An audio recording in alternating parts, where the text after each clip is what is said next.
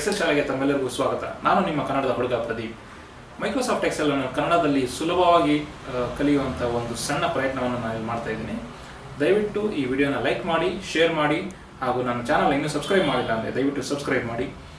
ಬನ್ನಿ ಹಾಗಾದರೆ ಇವತ್ತಿನ ವಿಷಯ ಏನಂತ ತಿಳ್ಕೊಳ್ಳೋಣ.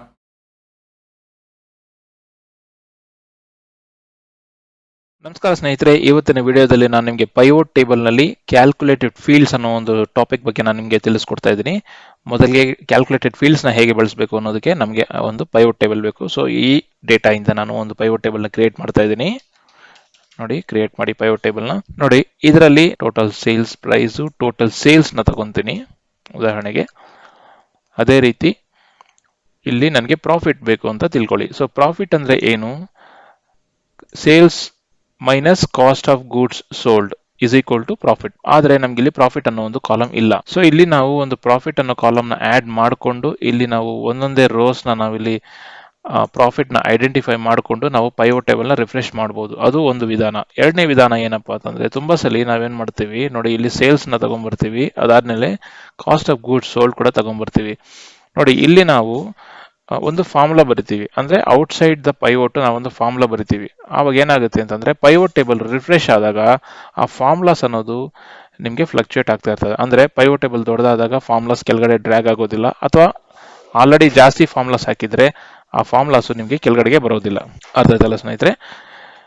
ನೋಡಿ, ಅದಕ್ಕೋಸ್ಕರ ನಾನು ಇಲ್ಲಿ ನಿಮಗೆ ಕ್ಯಾಲ್ಕುಲೇಟೆಡ್ ಫೀಲ್ಡ್ಸ್ ಅನ್ನೋ ಒಂದು ಫೀಚರ್ನ ಹೇಳ್ಕೊಡ್ತಾ ಇದ್ದೀನಿ. ನೋಡಿ, ಮೊದಲಿಗೆ ಕ್ಯಾಲ್ಕುಲೇಟೆಡ್ ಫೀಲ್ಡ್ಸ್ಗೆ ಹೋಗ್ಬೇಕಂದ್ರೆ ಪೈವೋಟ್ ಟೇಬಲ್ ಅನಲೈಸ್ ಅನ್ನು ಕ್ಲಿಕ್ ಮಾಡಿ, ಅಲ್ಲಿ ಫೀಲ್ಡ್ಸ್, ಐಟಮ್ಸ್ ಅಂಡ್ ಸೆಟ್ಸ್ ಅಂತಿದೆಲ್ಲ ಇಲ್ಲಿ ಕ್ಲಿಕ್ ಮಾಡಿ. ನೋಡಿ, ಇಲ್ಲಿ ಕ್ಯಾಲ್ಕುಲೇಟೆಡ್ ಫೀಲ್ಡ್ ಅಂತ ಕ್ಲಿಕ್ ಮಾಡಿ. ಕ್ಯಾಲ್ಕುಲೇಟೆಡ್ ಫೀಲ್ಡ್ ಅನ್ನೋದಕ್ಕೆ ಮೊದಲಿಗೆ ನಾವು ಒಂದು ಹೆಸರು ಕೊಡಬೇಕು. ಇಲ್ಲಿ ನಾವು ಏನು ಕಂಡುಹಿಡಿತಾ ಇದ್ದೀವಿ? ಪ್ರಾಫಿಟ್. ಓಕೆನಾ? ಸೊ ಪ್ರಾಫಿಟ್ ಅನ್ನೋದನ್ನ ನಾನು ಇಲ್ಲಿ ಕೊಡ್ತೇನೆ. ನಂತರ ನಾನು ಹೇಳಿದ ಫಾರ್ಮುಲಾ ಏನು? Profit is equal to sales minus COGS. Sales ಅಂತ ಕೊಡಿ, ಮೈನಸ್ ಕೊಡಿ, ಅದಾದ ನಂತರ COGS ಕೊಡಿ. ಈಗ ಇಲ್ಲಿ ನೀವು ಆಡ್ ಅಂತ ಮಾಡಿ, ನೀವು ಓಕೆ ಮಾಡಿ. ನೋಡೋದಲ್ಲ, ಇಲ್ಲಿ ಪ್ರಾಫಿಟ್ ಅನ್ನೋದು ನಿಮಗೆ ಆಟೋಮೆಟಿಕ್ ಆಗಿ ಸಮ್ ಆಫ್ ಪ್ರಾಫಿಟ್ ಅನ್ನೋದು ಇಲ್ಲಿ ಆಟೋಮೆಟಿಕ್ ಆಗಿ ಬಂತು. ಈಗ ನೀವು ಯಾವುದೇ ಕಾಂಬಿನೇಷನ್ ಅಲ್ಲಿ ನೋಡಿ, ಈ ಕಾಲಮ್ ಅನ್ನೋದು ಒಂದು ಇಲ್ಲಿ ಆಡ್ ಆಗಿದೆ, ಪ್ರಾಫಿಟ್ ಅನ್ನೋ ಒಂದು ಕಾಲಮ್ ಇಲ್ಲಿ ಆಡ್ ಆಗಿದೆ. ಆದರೆ ಈ ಪ್ರಾಫಿಟ್ ಅನ್ನೋ ಕಾಲಮ್ ನಿಮಗೆ ಡೇಟಾಬೇಸ್ ಅಲ್ಲಿ ಇಲ್ಲ. ಅರ್ಥ ಇದೆಲ್ಲ? ಸೊ ನಾವು ಡೈನಮಿಕ್ ಆಗಿ ಇಲ್ಲಿ ಕ್ಯಾಲ್ಕುಲೇಟೆಡ್ ಫೀಲ್ಡ್ ನ ಆಡ್ ಮಾಡಿದೀವಿ.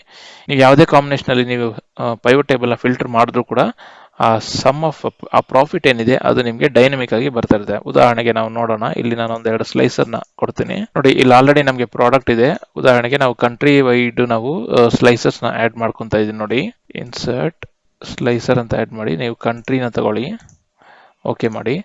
ನೋಡಿ, ಈಗ ನನಗೆ ಕೆನಡಾಗ್ ಮಾತ್ರ ಯಾವ ಪ್ರಾಡಕ್ಟ್ಸ್ ಅಲ್ಲಿ ಎಷ್ಟು ಪ್ರಾಫಿಟ್ ಬಂದಿದೆ ಅಂತ ತಿಳ್ಕೊಬೇಕು ಅಂತ ಇಟ್ಕೊಳ್ಳಿ. ನೋಡಿ, ಕೆನಡಾ ಕ್ಲಿಕ್ ಮಾಡಿ. ನೋಡಿ, ಬೈ ಡೈನಮಿಕಲ್ಲಿ ಅದು ನಿಮಗೆ ಕ್ಯಾಲ್ಕುಲೇಟ್ ಆಗ್ತಾ ಹೋಗ್ತದೆ. ಕೆನಡಾ ಮತ್ತು ಫ್ರಾನ್ಸ್ ಮಾತ್ರನೇ ಅಂತ ತಿಳ್ಕೊಬೇಕು ಅನ್ಕೊಳ್ಳಿ. ನೋಡಿ, ಬಂತು. So Germany. ಸೊ ಈ ತರ ನೀವು ಡೈನಮಿಕ್ ಆಗಿ ಕ್ಯಾಲ್ಕುಲೇಟೆಡ್ ಫೀಲ್ಡ್ಸ್ ನ ನೀವು ಮಾಡ್ಕೋಬಹುದು.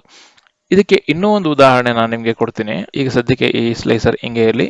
ಈ ಪೈವೋಟ್ ಟೇಬಲ್ ನ ನಾನು ಇನ್ನೊಂದು ಕಾಪಿ ಮಾಡ್ಕೊತೀನಿ. ಕಾಪಿ ಮಾಡಿಕೊಂಡು ಇದರಲ್ಲಿ ನಮಗೆ ಪ್ರಾಫಿಟ್ ಬೇಡ, ಸೊ ನಾನು ಪ್ರಾಫಿಟ್ ತೆಗಿತೀನಿ. ಇಲ್ಲಿ ನನಗೆ sale price by product sale price ಏನಿದೆ ಅಂತ ಬೇಕು. ನೋಡಿ, ಸೇಲ್ಸ್ ಪ್ರೈಸ್. ಓಕೆನಾ? ಇಲ್ಲಿ ನಮಗೆ ಸೇಲ್ಸ್ ಪ್ರೈಸ್ ಇದೆ. ಇದಕ್ಕೆ ನಾವು 18% GST ಆಡ್ ಮಾಡಿ, GST ಅಂತ ಇಲ್ಲಿ ನಿಮಗೆ ಒಂದು ಕಾಲಮ್ ಬರಬೇಕು ಅಂತ ಇಟ್ಕೊಳ್ಳಿ.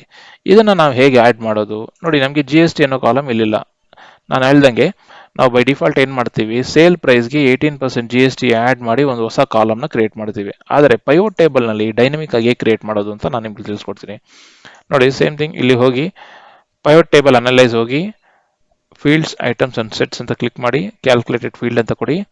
ನೋಡಿ, ಈ ಫೀಲ್ಡ್ಗೆ ನಾನೊಂದು ಹೆಸರು ಕೊಡ್ತೀನಿ. ನೋಡಿ, GST 18% ಅಂತ ಕೊಡ್ತೀನಿ. ಓಕೆನಾ? ಈಗ ನನಗೆ ಇದಕ್ಕೆ ಫಾರ್ಮುಲಾ ಏನಪ್ಪಾ ಅಂತಂದ್ರೆ, ಸೇಲ್ ಪ್ರೈಸ್ ಮಲ್ಟಿಪ್ಲೈಡ್ ಬೈ 18%. ನೋಡಿ, ಸೇಲ್ ಪ್ರೈಸ್ ನಾನು ಡಬಲ್ ಕ್ಲಿಕ್ ಮಾಡ್ತೀನಿ, ಮಲ್ಟಿಪ್ಲೈ ಬೈ 18%. ಓಕೆನಾ? ಸೊ ಈಗ ನೀವು ಆಡ್ ಮಾಡಿ, ಓಕೆ ಮಾಡಿ. ನೋಡಿ, ಇಲ್ಲಿ GST 18% ನಿಮಗೆ ಆಡ್ ಆಯ್ತು. ಅರ್ಥ ಆಯ್ತಲ್ಲ? ಈಗ ಸೇಲ್ ಪ್ರೈಸ್ ವಿತ್ GST ಅಂತ ಕೂಡ ನಿಮ್ಗೆ ಬೇಕು ಅಂತ ಅನ್ಕೊಳ್ಳಿ. ನೀವು ಇಲ್ಲಿ ಏನ್ ಮಾಡ್ತೀರಾ ಅಂತಂದ್ರೆ, ಮತ್ತೆ ನೀವು ಫೀಲ್ಡ್ಸ್, ಐಟಮ್ಸ್ ಅಂಡ್ ಸೆಟ್ಸ್ ಹೋಗಿ ಕ್ಯಾಲ್ಕುಲೇಟೆಡ್ ಫೀಲ್ಡ್ ನೋಡ್ರಿ. ಇಲ್ಲಿ ನಾನು ಹೇಳ್ತೇನೆ ಸೇಲ್ ಪ್ರೈಸ್ ಆಫ್ಟರ್ GST ಅಂತ ನಾನು ಕೊಟ್ಟಾಗ ನೋಡಿ, ಇಲ್ಲಿ ನೀವು is equal to sale price ಅಂತ ನೀವು ಇಲ್ಲಿ ಕ್ಲಿಕ್ ಮಾಡಿ. ಪ್ಲಸ್ ನೋಡಿ GST 18% ಇದೆಲ್ಲ, ಇದನ್ನು ಕೂಡ ನೀವು ಆ್ಯಡ್ ಮಾಡಿ. ನೋಡಿ ಇವೆರಡು ಆ್ಯಡ್ ಮಾಡಿ ಆಡಿದಾಗ ನಿಮಗೆ ಟೋಟಲ್ ನೋಡಿ sum of sale price after GST ನಿಮಗೆ ಟೋಟಲ್ ಅಮೌಂಟ್ ಇಲ್ಲಿ ಬರುತ್ತೆ. ಅರ್ಥಾಯ್ತಲ್ಲ ಸ್ನೇಹಿತರೆ, ಕ್ಯಾಲ್ಕುಲೇಟೆಡ್ ಫೀಲ್ಡ್ ನ ಬಳಸುವ ವಿಧಾನ, ಆಮೇಲೆ ಇದು ಎಷ್ಟು ಪವರ್ಫುಲ್ ಅನ್ನೋದು ನೋಡ್ರಲ್ಲ ಸ್ನೇಹಿತರೆ. ಈ ವಿಡಿಯೋ ನಿಮ್ಮೆಲ್ಲರಿಗೂ ಇಷ್ಟ ಆಗಿದೆ ಅಂತ ಭಾವಿಸ ದಯವಿಟ್ಟು ನನ್ನ ಚಾನಲ್ನ ಇನ್ನೂ ಸಬ್ಸ್ಕ್ರೈಬ್ ಮಾಡಿಲ್ಲ ಅಂದರೆ ಸಬ್ಸ್ಕ್ರೈಬ್ ಮಾಡ್ಕೊಳ್ಳಿ, ಲೈಕ್ ಮಾಡಿ, ಶೇರ್ ಮಾಡಿ, ಪ್ರೋತ್ಸಾಹಿಸಿ. ಧನ್ಯವಾದಗಳು.